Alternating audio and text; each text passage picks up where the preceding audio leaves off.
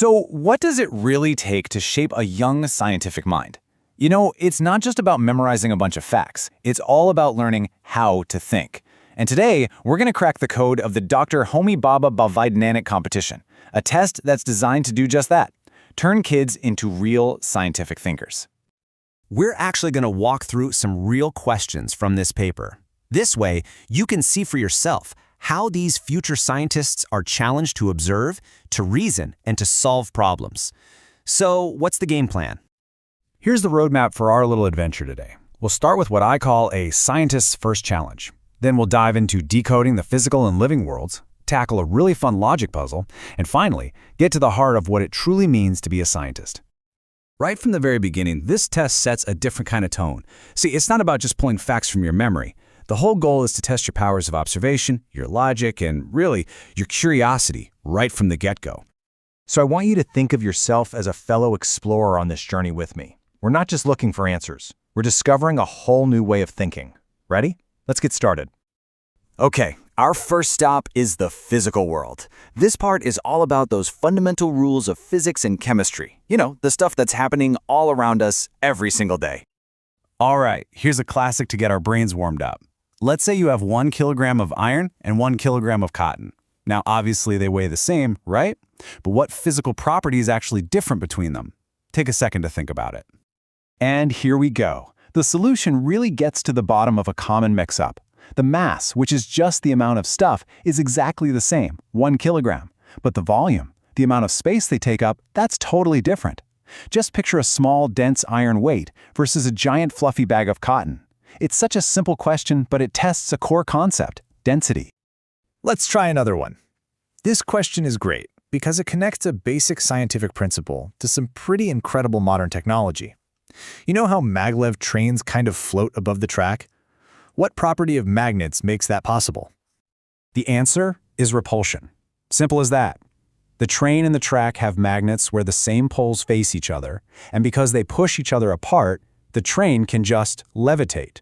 For our viewers who might find this concept a little tricky, in Marathi we call this saman dravan madeo pratikarshan, that powerful force that pushes similar poles away from each other.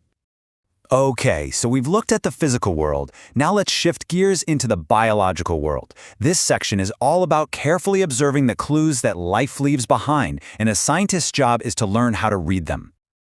And this slide illustrates that perfectly. Take a good look at these two images from one of the questions. On the left, you've got some insects on a leaf. On the right, seeds inside a pod.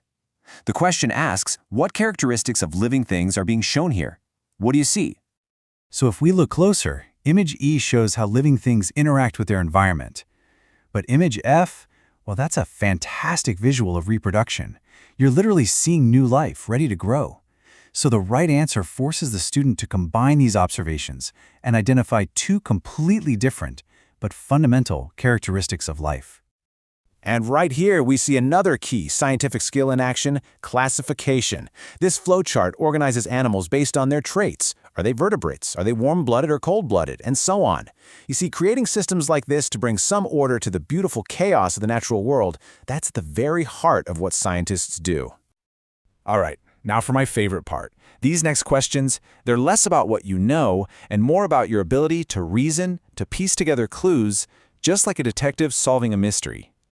Here's a perfect example that blends science, history, and pure logic. You're given 3 major eras in human history: the Copper Age, the Iron Age, and the Stone Age. The task is simple. Put them in the correct historical order.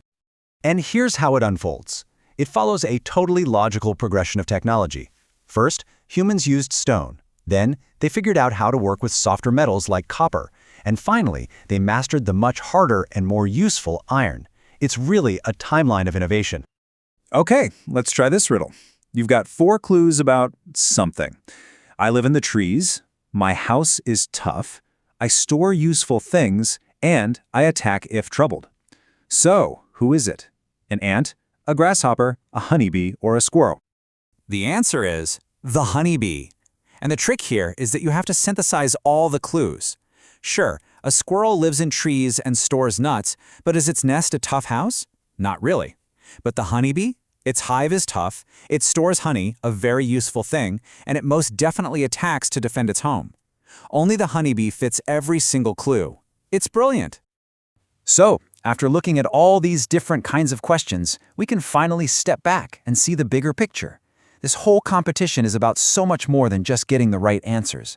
It's really about building the mindset of a scientist. And that brings us to the most